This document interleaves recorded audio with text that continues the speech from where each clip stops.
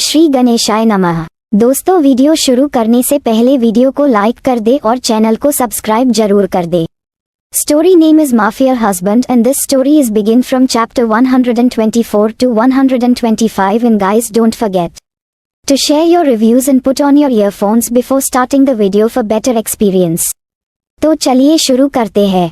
उसके इतना कहते ही कनक जल्दी से क्रिस्टोफर के गले लग जाती है और फिर कहती है, फ्रेंड आप सच में बहुत ही अच्छे हैं, आप मुझे सबसे ज्यादा पसंद हो।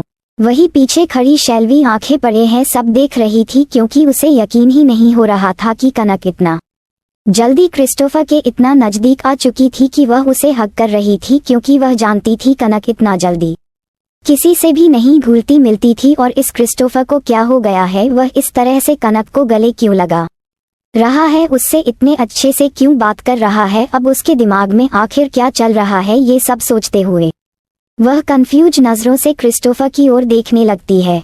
वही दूर बैठे ऋषि को देखकर शेल्वी मनी मन सोचती है कि अभी तक तो यह इंसान ऋषि से इतना नाराज था कि उसे यहाँ रखने के लिए भी नहीं मान रहा था, और आज उसे कोडिंग सिखा रहा है। जितना मैं इस इंसान को देखती हूँ उतना ज्यादा ही मेरा इसको समझना कठिन होता जा रहा है, कब क्या कर दे कुछ पता नहीं है इंसान का।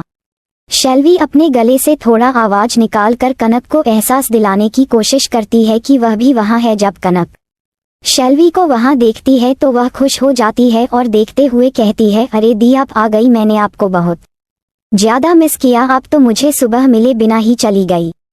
पर शेल्वी उसके सवालों के जवाब देने से कहीं ज्यादा हैरान थी, क्योंकि कनक उसे देखकर भी दौड़कर उसके पास नहीं आई, बल्कि वह अभी भी क्रिस्टोफर के लाइफ में बैठी हुई थी। उसे देखकर लग रहा था कि वह शायद अभी उठकर आने वाली भी नहीं है।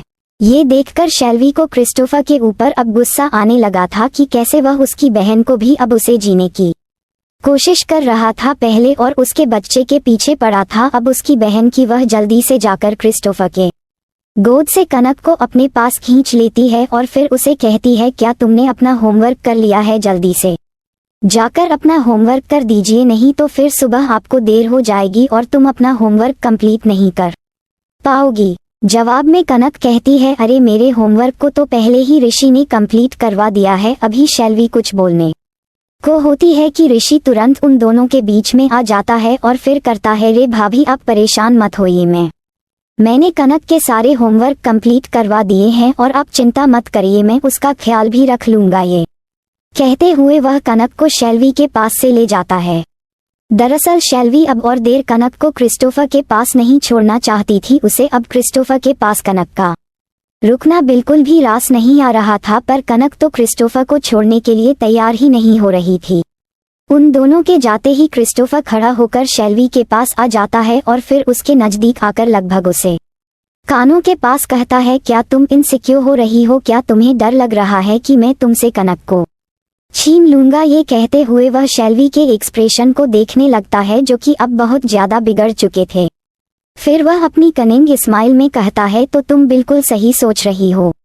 ये का घर। क्रिस्टोफर तेज कदमों के साथ कमरे से बाहर निकल जाता है। वही शेल्वी जब क्रिस्टोफर के लास्ट वर्ड सुनती है तो वह थोड़ी घबरा जाती है और उसे कुछ ऊपर के बात पर गुस्सा भी आ जाता है। वह लगभग दौड़ते हुए क्रिस्टोफर के पीछे जाती है, जो कि पहले ही तेज कदमों के साथ अपने कमरे में आ चुका था। वह भागते हुए आती है। वह इतना तेज आई थी कि उसे संभालने का मौका ही नहीं मिला और वह सीधे जाकर क्रिस्टोफर के मजबूत फिर से जाकर टकरा गई।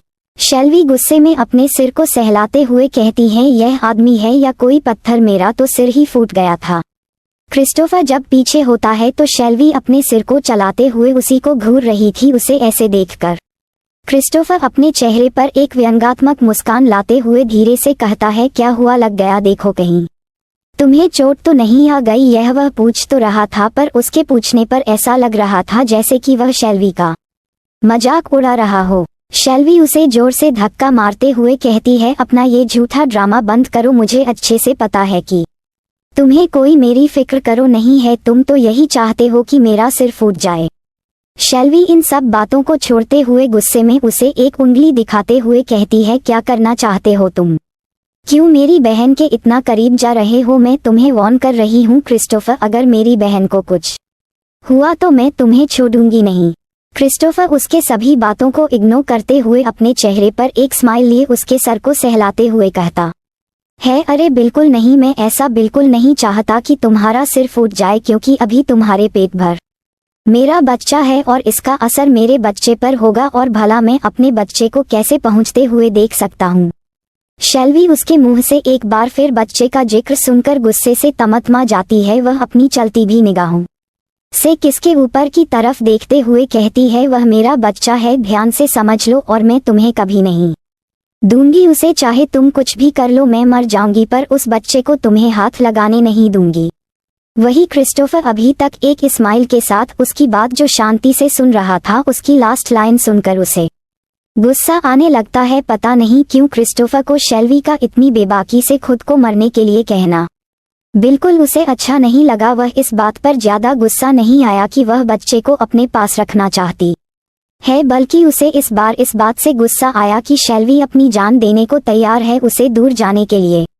क्रिस्टोफर को शेल्वी की यह बात बहुत ज्यादा चुभ गई थी। अब वह उसे खुद से दूर जाना बर्दाश्त नहीं कर सकता था। हालांकि शुरुआत में वही था जो उसे यहाँ केवल अपने बच्चे के लिए लाया था, और उसने खुद ही कहा था कि वह उसे अपना बच्चा लेकर उसे छोड़ देगा, फिर वह जहाँ चाहे वहाँ रह सकती थी। लेकिन अब वह खुद ही अपनी बात से मुकर रहा था। वह नहीं चाहता था कि शेल्वी किसी भी हाल में उससे दूर जाए, या कि उसके दिमाग में उसे दूर जाने का ख्याल भी आए।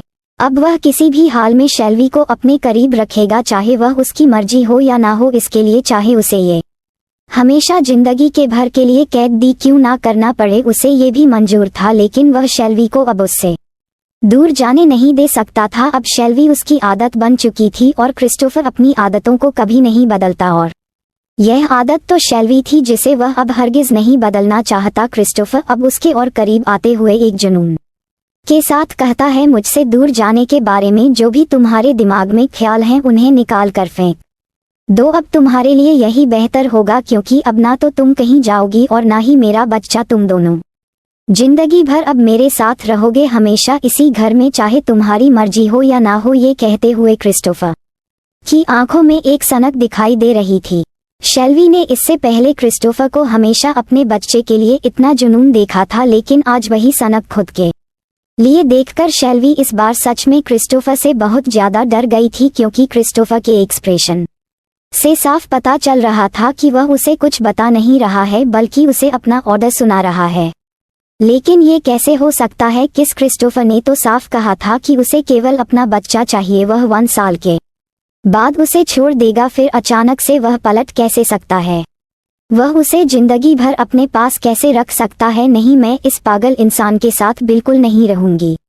वह कुछ कहने के लिए अपना मुंह खोलने ही वाली होती है कि एक बार फिर उसे क्रिस्टोफर की आवाज सुनाई देती है, सोचना भी मत, तुम्हारे दिमाग में जो भी चल रहा है उसे बोलने की हिम्मत भी मत करना। हाँ, मैंने ही तुमसे कहा था कि मैं तुम्हें अपने बच्चे को लेने के बाद छोड़ दूंगा। मैंने तुमसे 1 साल की कॉन्ट्रैक्ट की शादी की थी, लेकिन अब मैं उस 1 साल के कॉन्ट्रैक्ट से शादी को नहीं मानता। आज से, अभी से, इसी पल से तुम मेरी वाइफ होगी, वो भी जिंदगी भर के लिए, और तुम कहीं भी नहीं जाने वाली हो इस विला से बाहर। तो अपने दिमाग में यह उल्टे सीधे ख्याल लाना छोड़ दो कि तुम कभी भी मुझे छोड़कर जा सकती हो। फिर वह शेल्वी को झटके से छोड़ते हुए कहता है, मैं 4 दिन के लिए जर्मनी जा रहा हूँ, तो मुझे इसके पीछे से तुम्हारी कोई भी ओवर स्मार्टनेस की खबर नहीं मिलनी चाहिए। हमेशा याद रखना, मैं भले कहीं भी रहूं, लेकिन मेरी पूरी नज़र तुम पर रहेगी, तो कहीं भी जाने की कोशिश बिल्कुल भी मत करना। याद रखना, कनक अभी भी यही है मेरी निगरानी पर। यह कहते हुए वह तेज कदमों के साथ कमरे के बाहर निकल जाता है। शेल्वी अभी भी पीछे सदमे में खड़ी थी। उसे तो समझ ही नहीं आ रहा था कि अभी अभी क्रिस्टोफर उससे क्या कह कर गया है। उसे थोड़ी देर लगा क्रिस्टोफर के शब्दों को अपने दिमाग में बैठाने में। धीरे धीरे वह अपने सेंस में वापस आने लगी, और जब उसे ठीक से समझ में आ गया कि क्रिस्टोफर ने अभी अभी उसे क्या कहा, वह बहुत ज्यादा घबरा गई, क्योंकि क्रिस्टोफर ने कहा कि वह उसके साथ जिंदगी भर रहेगी। वह शादी के कॉन्ट्रैक्ट को तोड़ रहा है। अब उसे क्रिस्टोफर के साथ पूरी जिंदगी रहना होगा, इस सनकी इंसान के साथ जिसका कोई भरोसा नहीं है कि कब कौन सा फैसला ले ले। अभी 1 महीने पहले ही तो उसने उसे कॉन्ट्रैक्ट शादी की थी, और अब इतना जल्दी उसने फैसला बदल दिया। इतना जल्दी तो कोई गिरगिट भी अपना बदला रंग नहीं बदलता जितना जल्दी यह आदमी अपना रंग बदल रहा है। शेल्वी मन ही मन सोचती है, नहीं अब मुझे जल्द से जल्द यहाँ से निकलकर कहीं दूर जाना होगा। इस आदमी का पागलपन दिन प्रतिदिन बढ़ता ही जा रहा है। कहीं अपने पागलपन में आकर उसने किसी दिन कोई ऐसा फैसला ले लिया जिससे मैं चाह कर भी यहाँ से निकल ना पाऊँ, तब क्या होगा उसका और उसके बच्चे का। क्रिस्टोफर के कोई एक्शन लेने से पहले मुझे ही कोई एक्शन लेना होगा, लेकिन कैसे? क्रिस्टोफर तो हर वक्त मेरे ऊपर किसी चील की तरह नजर रखता है। उसके आदमी हर वक्त मेरे आगे पीछे होते हैं। मैं कैसे उसकी नजरों से बचकर निकलूंगी? अब मैं अकेले भी तो नहीं हूँ, मेरे साथ मेरा बच्चा और मेरी बहन भी थी जिसे मैं किसी भी हाल में छोड़ नहीं सकती हूँ। अब उसका ये सब सोच सोच कर दिमाग फटा जा रहा था। कुछ देर यूं ही घूमने के बाद शेल्वी एक गहरी सांस लेकर फिर से क्रिस्टोफर को समझने की कोशिश करते हुए कहती है, क्रिस्टोफर चलो हम एक फैसला करते हैं। मैं तुम्हारी बात मानती हूँ और मैं तुम्हारे साथ हमेशा रहूंगी। कभी भी तुमसे दूर जाने की या फिर भागने की कोशिश नहीं करूंगी। बदले में तुम मुझे मेरी आज़ादी दोगे। मैं जब चाहे जहाँ चाहे वहाँ जा सकती हूँ और जो चाहे वह कर सकती हूँ। तुम मुझे कभी भी रोकोगे नहीं। क्रिस्टोफर कुछ देर यूं ही उसे बिना एक्सप्रेशन के देखता रहता है और फिर धीरे से कहता है, तुम्हारे पास कोई ऑप्शन नहीं है, तुम्हें मेरे पास रहना ही होगा और यह मैं डिसाइड करूंगा कि तुम्हें कितनी आज़ादी चाहिए या कितनी नहीं। और रही बात तुम्हारे सपने की, तो तुम उसे पूरा कर सकती हो। मैं तुम्हें कभी भी नहीं रोकूंगा और अगर तुम ये सोचो कि तुम आज़ादी के नाम पर किसी भी लड़के से बात कर सकती हो, उससे दोस्ती कर सकती हो, तो मैं तुम्हें यह अलाउ नहीं करता हूँ। शेल्वी क्रिस्टोफर का विरोध करते हुए कहती है, क्रिस्टोफर तुम मुझ पर ऐसे पाबंदी नहीं लगा सकते हो। तब मैं तुमसे कहा ना कि मैं तुम्हें छोड़कर नहीं जाऊंगी। इसके बदले क्या तुम मुझे थोड़ी सी आज़ादी नहीं दे सकते हो? मैं ऐसे हर रोज कैद में नहीं रह सकती हूँ। तुम्हें कैसा लगेगा अगर मैं हमेशा के लिए तुम्हें कैद कर दूं और तुम्हें हमेशा कहीं जाने के लिए मेरी परमिशन की जरूरत हो और तुम अपने दिलो जान से प्यार करने वाले सपना यानी फुटबॉल को भी मेरी परमिशन के बिना ना खेल पाओ? उस वक्त तुम्हें कैसा महसूस होगा? क्रिस्टोफर बिना भाव के उसे कुछ देर देखता है और फिर कहता है, अगर इन सब में मुझे हमेशा तुम्हारा साथ मिले तो मैं सब कुछ भूलने के लिए तैयार हूँ और हमेशा हमेशा के लिए तुम्हारे कैद में रहने के लिए तैयार हो जाऊंगा। ये कहते वक्त क्रिस्टोफर के चेहरे पर एक डिटर्मिनेशन दिखाई दे रहा था, जैसे कि वह जो कह रहा है वह बिल्कुल सच था। शेल्वी मुंह फाड़े उसे देखते रह जाती है, लेकिन वह महसूस कर सकती थी कि इन शब्दों में भी उसका घमंड और उसका ईगो साफ दिख रहा था। वह साफ तौर पर यह कह रहा था कि वह उसके लिए कुछ भी करने के लिए तैयार है, पर बस उसे अपने पास रखना चाहता है। इसीलिए शेल्वी आखिर थक हार कर उसे अब और कुछ नहीं कहती है, बस चुपचाप अपनी आंखें बंद कर लेती है। वही क्रिस्टोफर कुछ देर तक उसे चुपचाप देखता है और फिर एकदम से अपने होठों को उसके होठों में रखकर उसे किस करने लगता है और साथ ही वह अपने एक हाथ को उसकी शर्ट के नीचे डालकर उसके पेट को सहलाने लगता है। ऐसा करते ही एक बार फिर से शेल्वी की आंखें खुल जाती है और वह अपनी हैरानी भरी निगाहों से क्रिस्टोफर को देखने लगती है, जिसकी आंखें बंद थी और उसका हाथ लगातार उसके पेट में चल रहा था। पर शेल्वी उसे रुकने को नहीं कहती है, बस यूं ही गौर से उसके चेहरे को देखती रहती है। शेल्वी यह टच बहुत दिनों बाद अपने शरीर पर महसूस कर रही थी। उस काली रात के बाद क्रिस्टोफर ने उसे इस तरीके से नहीं छुआ था जैसे वह आज उसे छू रहा था। कहीं ना कहीं शेल्वी क्रिस्टोफर के इस टच को मिस कर रही थी और आज जब क्रिस्टोफर उसे इस तरीके से छू रहा था तो वह अपने उसे सांसों को संभाल नहीं पाती है और क्रिस्टोफर के उस छुआन में खो जाती है। कुछ देर बाद क्रिस्टोफर एक पैशनेट किस के बाद रुक जाता है और शेल्वी की आंखों में देखते हुए कहता है, हमने पहले ही अपना बहुत ज्यादा समय एक दूसरे से लड़ने पर वेस्ट कर दिया है। अब मैं भी नहीं चाहता हूँ कि हम और ज्यादा टाइम वेस्ट करें। मैं तुम्हारे साथ एक नए तरीके से अपनी जिंदगी स्टार्ट करना चाहता हूँ और उसमें मैं तुम्हारा साथ चाहता हूँ। मैं यह नहीं कहता कि मैं उस लाइफ में मैं तुम्हारी जिंदगी को प्यार से भर दूंगा या फिर मैं अपने प्यार से तुम्हारे पिछले सारे दुखों और तकलीफों को मिटा दूंगा, क्योंकि मेरे अंदर यह फीलिंग्स है ही नहीं। लेकिन मैं हमेशा कोशिश करूंगा कि तुम्हारी सारी ख्वाहिशों को पूरा कर सकूं और हर एक खुशी दे सकूं जो मैं तुम्हें दे सकता हूं। तुम्हारी हर एक विश को तुम्हारे कहने से पहले मैं उसे पूरा कर दूंगा, यह मेरा तुमसे वादा है। ये कहने के बाद क्रिस्टोफर शेल्वी को कसकर गले लगा लेता है। इस वक्त क्रिस्टोफर ने शेल्वी को बहुत ही कसकर अपनी बाहों में भरा हुआ था, जैसे कि वह छोड़ देगा तो शेल्वी भी उसे कहीं दूर चली जाएगी। वह अपने जख्मों पर भी ध्यान नहीं देता कि उसकी इतना फोर्स करने पर उसमें से हल्के हल्के कई जगह से खून आने लगे थे, पर वह बिना किसी परवाहों के शव को यूं ही गले लगाए रहता है। वही शेल्वी भी सब कुछ भूलकर उसे अपनी बाहों में भर लेती है, जैसे कि वह क्रिस्टोफर को स्वीकृति दे रही हो कि वह भी उसका साथ देगी। कुछ देर यूं ही गले रहने के बाद अचानक की शेल्वी को क्रिस्टोफर के जख्मों के बारे में याद आता है और वह झट से क्रिस्टोफर से अलग होने लगती है। तो क्रिस्टोफर उसे छोड़ना ही नहीं है बल्कि शेल्वी को और ज्यादा अपनी बाहों में कस के अपनी आंखों को सुकून से बंद कर लेता है।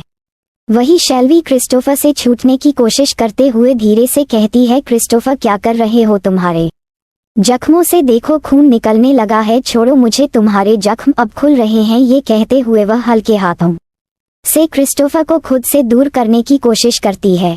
साथ ही वह डॉक्टर को आवाज देने लगती है। कुछ ही देर में केविन और बाकी सब डॉक्टर क्रिस्टोफर के रूम में खड़े थे और आते ही आंखें फाड़े वह क्रिस्टोफर और शेल्वी को देखने लगते हैं, क्योंकि क्रिस्टोफर और शेल्वी अभी भी एक दूसरे की बाहों में थे। क्रिस्टोफर ने कसकर शेल्वी को पकड़ा हुआ था और अपनी आंखों को बंद किए हुए था। वही शेल्वी अपने आप को क्रिस्टोफर से छुड़ाने की कोशिश कर रही थी। ये देखकर केविन जल्दी से अपनी आंखों को नीचे कर लेता है। साथ ही वह डॉक्टर को भी कुछ इशारा करता है, जिस डॉक्टर भी अपनी आंखों को नीचे कर लेते हैं।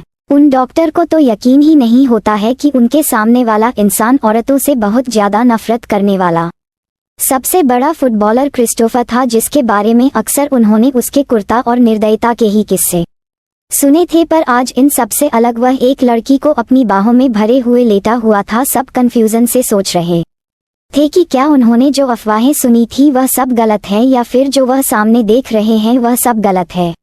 वही क्रिस्टोफर को जब महसूस होता है कि इस कमरे में उन दोनों के अलावा और भी कोई है, तो वह धीरे से शेल्वी से अलग होता है और सामने देखने लगता है। तो उसे सामने ही डॉक्टर और केविन खड़े हुए दिखाई देते हैं, जिन्हें वह गुस्से और फ्रस्ट्रेशन के साथ देखने लगता है।